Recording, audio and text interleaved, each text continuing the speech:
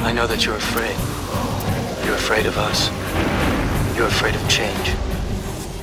If you pick up the Army Times or the Navy Times or any of the journals of any of the services, you get a very different view than you get looking at the Congress and the White House.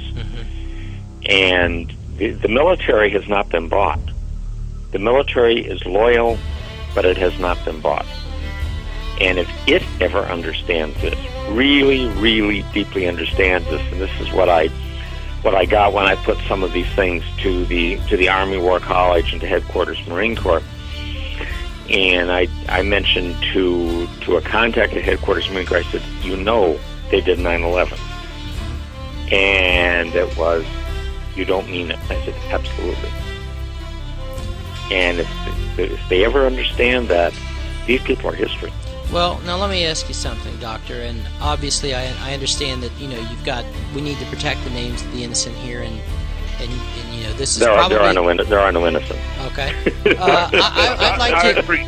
I'd like to know a little bit more about this. I mean, these conversations that you're having with your colleagues who are still serving in uniform, what is the reaction on their part when you tell them things like this? First a disbelief, and what I show them immediately afterwards is an interview with a Danish demolitions expert named Danny Jowenko, and it shows the third building at the World Trade Center going down, WTC-7. Right. And they look at that, and I said, now you understand that if one of the buildings was wired for demolition, all of them were wired for demolition. Right. And that's it. That's the tipping point. I mean, getting into arguments about who was flying what and where they were and whether there was nano-thermite, those things are true, but they're incidental. Right. The thing that's necessary is to tell people 3 buildings went down, the third was not hit by a plane, it was wired for controlled demolition, therefore all of them were wired for controlled demolition, and at that point the reaction is rage. First disbelief and then rage. Well, I got to tell you, that I find to be very encouraging, because based upon the cursory conversations I have with some military people, and I have to be real careful about what I say, because you just don't know what you're walking into when you start a discussion of this type with one of them. Based upon these, as I said, cursory conversations that I've had with some of them, they're clueless and they don't want to hear about it. They are loyal to the flag that is on their left sleeve as a patch, and the thought that the government could be in any way involved in any kind of high crimes and treason against the United States, people of the United States, is just unthinkable to them. So I'm glad to hear that there still is some gray matter and some patriotism left, at least in the circles where you travel, Dr. Sabrowski. Well, I mean, it's not that they don't want to hear it; it's that they don't know of it. And what I have done when I presented it to these people, and I said, just look at this. Just look at this picture. I'm not going to give you an argument. Just look at it.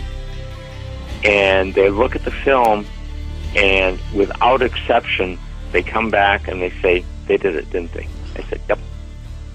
They did it. Can I jump in here for a second? I just wanted to mention that talking about military people, some of the most distinguished military people that I've ever had the pleasure to be around is Admiral Thomas Moore, former Joint Chiefs of Staff, which supported us completely, the USS Liberty investigation, and so on and so forth. And then Ray Davis, he was the commandant of the United States Marine Corps, and he directly said that this is of course not going to 911, but he directly said that the USS Liberty was a not a mistaken identity. It was a act of cold-blooded, premeditated murder. So there are people out there in the military. And now these guys were retired at the time, but when you're educating people like you're doing now, and people that's in the military now, you're exactly right. They just don't know because nobody knows. It's been hid up. Everything's been hid. It's been covered up so good that it's. I mean, it almost take a messiah to get us out of this thing. Mm-hmm. Dr. Zabrowski, I wanted to ask you, since we are to a certain degree prognosticating today and making predictions, what do you think is going to happen here? I mean, you know, I was having a conversation with someone the other day about this situation with Iran. And the fact of the matter is that irrespective of whether or not Iran is actually actively engaged in building a nuclear weapon or not, the fact of the matter is that Israel cannot afford to have this war not take place. There has to be something that takes place, even if it's just lobbing a couple of bombs into Iran and then really spectacularizing it through their control of the media. They have to do something to recoup some of their public image. So would you agree with me on that? And assuming that you do agree with me on that, what do you think Israel is going to be doing in the near future? We're going to have a war with Iran, and my guess is that the Arab Street is going to explode. I agree. And American forces, American units, like the Fifth Fleet headquarters in Bahrain, the rest of it, you know, there's going to be a casualty list that we're not even going to care to think about. Callum, you know, I think this thing was predestined from day one. They started in Afghanistan, they go to Iraq, and Iran has been the big prize all along. What do you think? Yep, no question at all. And in fact, if the Iraqi resistance hadn't been so strong, it would have already happened in the second Bush administration. Absolutely, I agree 100%. So all of this reticence, reluctance, whatever you want to call it, what appears to be reticence and reluctance on the part of the Obama administration, what do you think is going on? I mean, look, just this past week, we had some, what I consider to be pretty dramatic things being said on the part of the Obama administration with regards to Israel, with the settlements and whatnot. What is this? Is this just posturing on the part of the Obama administration, or are they really trying to pull back on the reins? The Obama administration hasn't withheld a single dollar, a single plane, nothing. You know, words are cheap. You know, that's the Israelis made a tactical error in that they insulted Biden, and Biden is not one of my favorite people. But he is a street smart guy, and he doesn't like being humiliated. Sure. You know, I mean, this is a given. But nothing has happened to affect, in a tangible sense, anything that we're giving to Israel.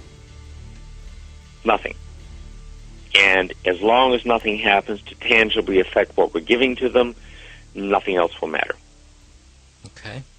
So why are we not already at war with Iran then? Partly because we can't find a good enough excuse for it that will allow us to sidestep what we're doing in Afghanistan and to a lesser extent Iraq. Okay. You know, it's that there's just a little too much there. I'm pretty sure that the pattern was Afghanistan in 2001, Iraq 2003, Iran 2005, Syria 2007. Okay. The problem was that the Iraqi resistance didn't let that happen. I see.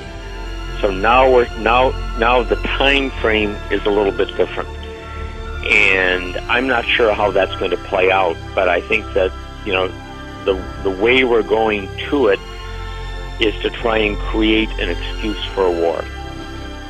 And after the war takes place, you know, people can question it, but it doesn't change the fact of the war. You're right. If it's anything that we learned from Vietnam, is that once the troops are committed, right or wrong, you stand by the troops. I mean, that's one of the things that I noticed with the first Gulf War, and this is before I knew anything about anything. I thought, boy, when you look at the kind of protests that took place, and I was in college at the time of the first Gulf War, when you look at the kind of protests that took place during Vietnam, and of course on college you had a few people grumbling and saying this and saying that.